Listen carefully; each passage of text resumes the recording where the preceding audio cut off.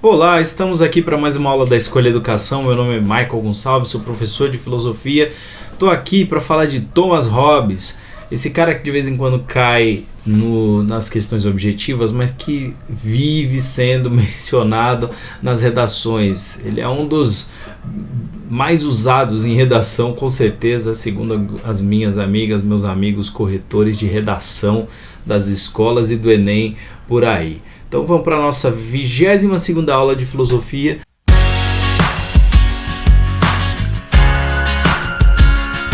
Então olha aqui a cara do Thomas Hobbes, dá pra gente ter uma ideia, né? Foi um filósofo e ele era um cara ligado à corte, ligado a uma cultura, né, da sociedade inglesa, viveu um período de guerra civil, escreveu algumas obras importantes, a mais conhecida dele é o Leviatã. De Cive e De Corpore também são obras muito importantes. Ele é um cara bastante influente no pensamento moderno. Há quem diga que Descartes e ele são os pilares do pensamento moderno. Para ele, a guerra é o pior de todos os males.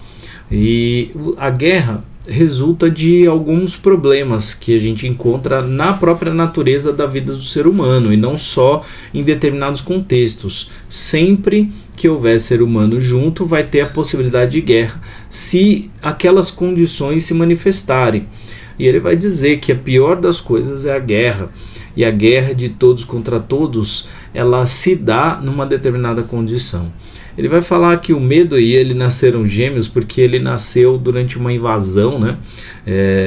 Ele fala do problema que é a guerra, né? De como a guerra, principalmente as guerras mais antigas, elas aconteciam nas cidades. As guerras do período pré-moderno ali, período medieval, Renascimento, início da Idade Moderna ali, a gente tem guerras que acontecem nos territórios das cidades e devastam as cidades.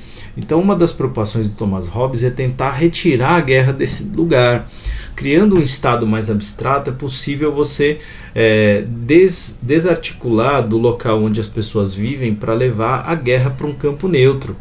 Isso é um avanço importante na diplomacia, na guerra, na política, né? Tem muita coisa que acontece em torno dessa reflexão do Thomas Hobbes, tá? Primeiro ele faz uma reflexão sobre o estado de natureza que já apareceu em outros filósofos, inclusive Maquiavel. A gente vê e ele vai trazer essa reflexão, e todo mundo que já estudou filosofia, já estudou sociologia, já estudou história e viu Thomas Hobbes sabe que ele fala que o ser humano é mau, naturalmente mau, assim como Maquiavel que vê que o homem é mau. Ele vai dizer que o homem é mau nessa condição de natureza, porque em estado de natureza, o que é esse estado de natureza? Uma condição hipotética na qual o ser humano está lá, mas não tem uma organização, não tem uma sociedade, não tem um estado, não tem leis, não tem regras para determinar a maneira como vai se organizar a vida das pessoas ali em comunidade. Não existe comunidade originalmente. A comunidade já é uma sofisticação da experiência da vida humana. Então, nesse estado de natureza, os homens estariam em guerra de todos contra todos. Por quê? Por quê? Porque as pessoas querem aquilo que querem o que desejam, querem uma comida melhor, quer ficar com a mulher do vizinho, quer o território do vizinho, que é mais verde, tem um lugar estratégico interessante, né? As pessoas têm desejos, e se não houver algo que limite a intenção de alguém forte de ir lá e tomar, e esse é o problema do Thomas Hobbes. Quem é mais forte simplesmente chega e toma. Então como é que a gente se protege do mais forte? A gente se une. Esse é o ponto. Então ele vai falar que a guerra acontece por dois motivos, ou pela ausência ou pela fraqueza do Estado. Então a gente tem esse problema, e talvez ele esteja certo. A gente vê até hoje, né? A ausência do Estado é um problema para algumas comunidades, e a fraqueza do Estado é um problema para alguns lugares. Não resolve, não explica tudo, mas explica muita coisa, né? E aí ele vai dizer que o ser humano não é naturalmente inclinado ao amor e à solidariedade, como dizia o Aristóteles, e mais uma vez a gente vê, mais ou menos como na tradição do Maquiavel, esse enfrentamento ao idealismo grego. A ideia de que os gregos eles olhavam para o ser humano com certa idealidade, como se o ser humano fosse um ser bom, naturalmente bom. Para o Thomas Hobbes, o homem é lobo do outro homem, e essa é uma referência muito interessante. Como é que age o lobo? O lobo até caça muitas vezes em grupo, mas quando ele toma uma caça, ele vai tentar comer o máximo de carne que ele puder daquela caça. Mesmo que ele esteja dividindo ali com outros lobos, ele vai arrancando pedaços, e às vezes vai arrancar um pedaço que colou no do outro, e ele vai puxar mais forte do que o outro, porque ele quer garantir o máximo para ele mesmo. Então, da mesma forma como Maquiavel diz que é o egoísmo que torna mal o ser humano, o Thomas Hobbes está dizendo algo semelhante aqui, que essa natureza lupina, ela tem a ver com essa vontade de ter para si. Nesta guerra de todos contra todos, nada pode ser injusto. As noções de certo e errado, de justiça e injustiça não têm lugar. Onde não há poder comum, não há lei. Onde não há lei, não há injustiça. Percebe que interessante? É a lei que moraliza. É o acordo. É o outro que moraliza. Sem o outro, sem a regra, sem a lei, não tem certo e errado. E aí eu posso simplesmente ir lá e tomar o que eu quiser. Certo? Então, quando você vê abstrações como aquele filme Noite, acho que do Expurgo, né? Que uma noite em que pode-se tudo, pode fazer tudo, não tem mais regra. O que as pessoas resolvem fazer? Violência. Pode tudo, vamos nos amar, né? Não, a gente já se ama o tempo todo? Não é verdade, mas observe que tem alguma verdade aí. Em estados de exceção, às vezes acontece arrastão, a galera vai lá no mercado e rouba um monte de coisa, é uma loucura, né? O estado de natureza é a condição, como eu disse, hipotética em que os seres humanos se encontram antes da formação de sociedades organizadas e governos. Nesse estado, todos são iguais em suas capacidades de causar dano uns aos outros, mas alguns causam mais, outros menos, alguns podem mais, outros menos. A vida humana seria solitária, pobre, sórdida, brutal e curta. É um olhar coerente com a época, gente. Coerente, olha a época. Século XVI e XVII, a expectativa de vida era curta. De fato, a vida era dura. Quando vinha uma doença, era avassalador, matava geral. Então não tem como, né? E aí ele entende que precisa de um poder soberano para manter a ordem. E esse poder soberano não é divino. Não é de Deus. Deus não nos salvou das guerras que aconteceram. A gente precisa de um poder que seja material. Inclusive o próprio Thomas Hobbes é um materialista. E aí ele vai criar a ideia do contrato social, porque a solução para esse estado de natureza é o estabelecimento de um contrato dessa sociedade. Os indivíduos, então, precisam se juntar. Para enfrentar grupos mais fortes, indivíduos mais fortes. Então, essa imagem do Abraham Bowles, ela é muito simbólica, muito importante, porque aqui a gente tem um corpo enorme, que é o Leviatã, tá? É o nome da metáfora que o Thomas Hobbes cria para explicar o que é esse estado, a cabeça do imperador, do rei, numa mão uma espada, na outra um báculo, né, que é um símbolo religioso da época, né, das igrejas cristãs.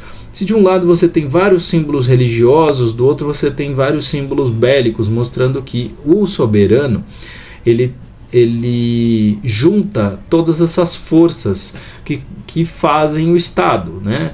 Religião, nesse momento aqui, é Inglaterra, tá, gente?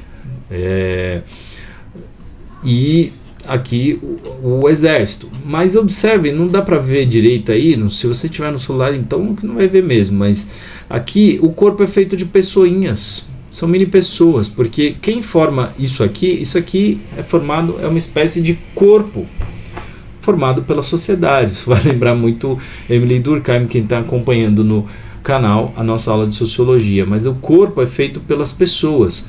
E os indivíduos, então, para escapar da insegurança e da violência do estado de natureza, eles abrem mão da liberdade, abdicam da sua liberdade absoluta, em favor de uma liberdade maior, porque vão entregar na mão do soberano a potência de defesa, de defender-lhe do outro, do violento, do agressor, do exército, do vizinho, né? Então, abrir mão da liberdade absoluta para alcançar a maior liberdade possível. esse soberano, o Leviatã, deve agir com poder absoluto, na visão do Thomas Hobbes, tá? A única forma de erigir um poder comum capaz de defender os homens contra a invasão de estrangeiros e as injúrias de uns contra os outros é conferir toda a sua força e poder a um homem ou a uma assembleia de homens que reduza todas as suas vontades a uma só. Tá? Então o Estado, na visão do Thomas Hobbes, ele precisa de um poder absoluto. Talvez aqui você enxergue um pouco melhor, que parecem pessoinhas formando aqui o Estado. Então o Thomas Hobbes, ele fala que o Estado é criado pelo medo, por causa do medo e por causa do instinto de autopreservação. O Estado não é criado com motivações nobres, não é criado para o bem necessariamente maior de todos. É criado para resolver um problema imediato, o problema da violência, do sofrimento.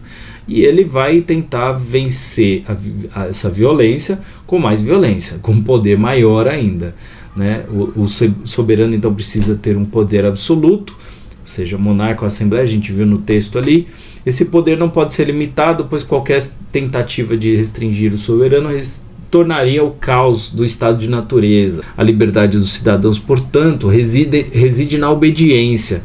O desobediente vai sofrer violência, vai ser punido. E aí tem uma nova tradição de punições, e punições bem bizarras, bem públicas, punições bem violentas mesmo. Esquartejamento, guilhotina, enforcamento, a gente já conhece um pouco dessa história, né? Consequentemente, qualquer que seja a forma de governo, o poder soberano deve ser absoluto, pois soberania é indivisível e inseparável. Características do contrato social, né? É um contrato de transferência do poder de governar a si mesmo para o Estado deve nos governar, e qual que é a promessa que o Estado deve ele deve nos proteger. Primeiro, deve nos proteger. Quando o Estado não consegue proteger, ele começa a entrar em discussão. O Estado tem caráter convencional, representativo e absoluto. É convenção das pessoas que se unem e fazem um acordo. É representativo porque o soberano representa a população, e é absoluto pelo caráter dos poderes que ele carrega. Toda regra é fruto da decisão dos homens, e as leis são necessárias para regular os relacionamentos humanos. Mas como o soberano está acima das leis, é necessário um tipo de força que obrigue os soberanos a cumprirem as leis.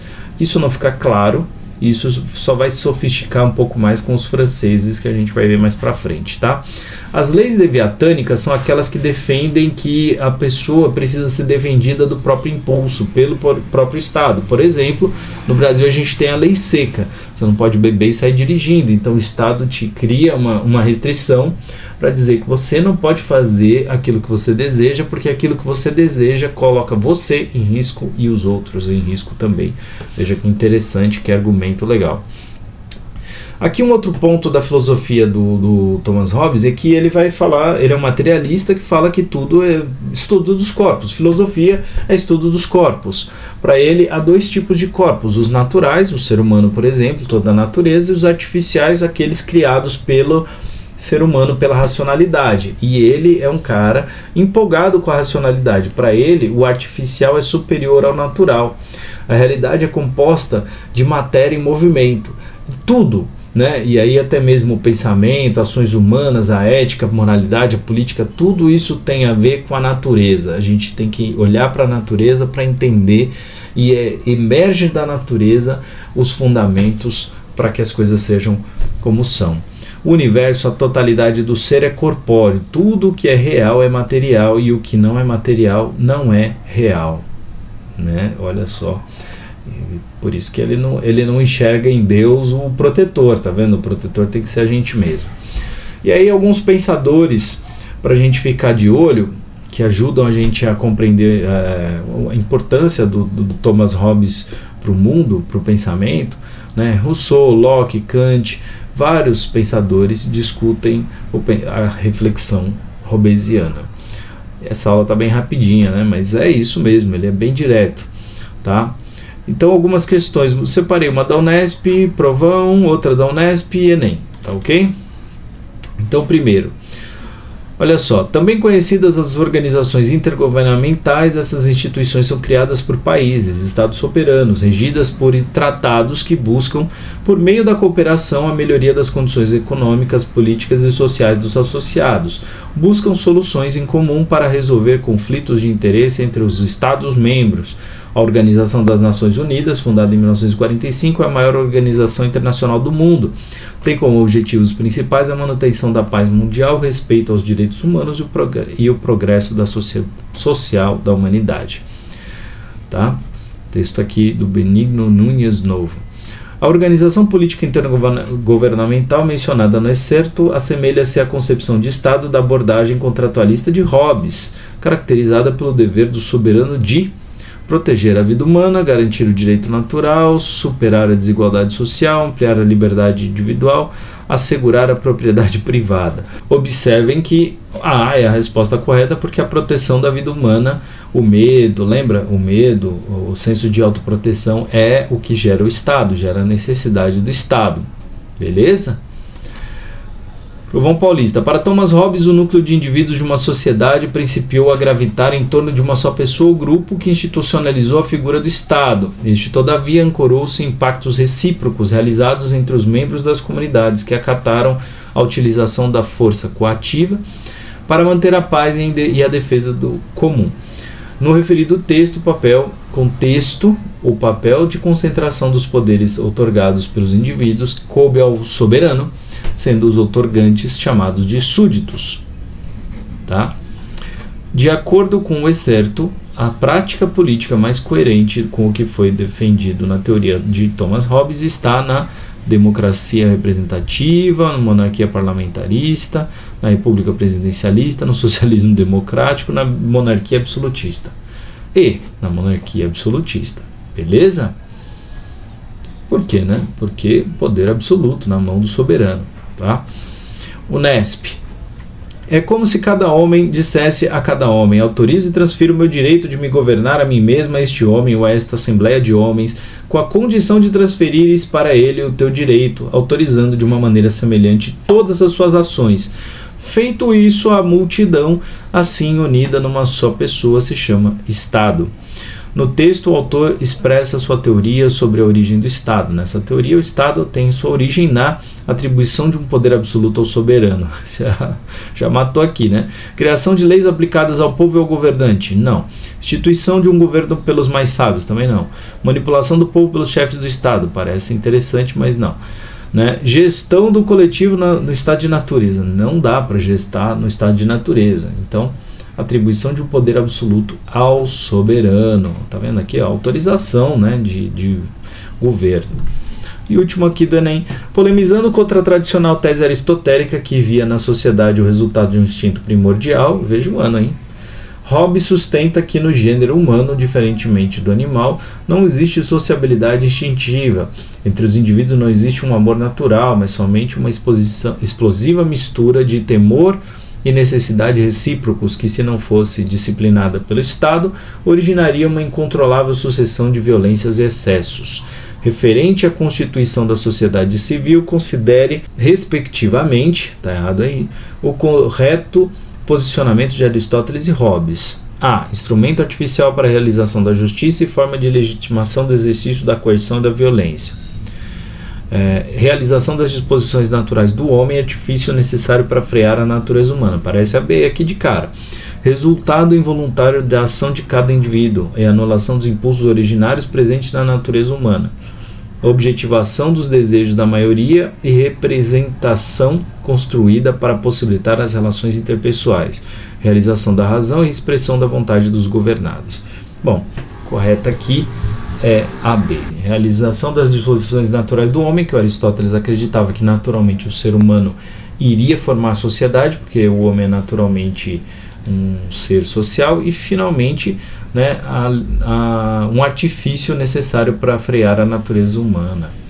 Então vejam como as questões de vestibular andam muito nesse caminho que eu tracei aqui para vocês. Aula rapidinha, consegui ser ágil, e é isso. Thomas Hobbes, Aquele abraço para você. Se você chegou até aqui, não esquece de curtir, se inscreve se não for inscrito, ativa o sininho para receber notificações, comenta, manda suas dúvidas, critica, fala o que quiser, manda para alguém que se interessa pelo tema e bora fazer esses vestibulares e passar em todos eles. Forte abraço, galera!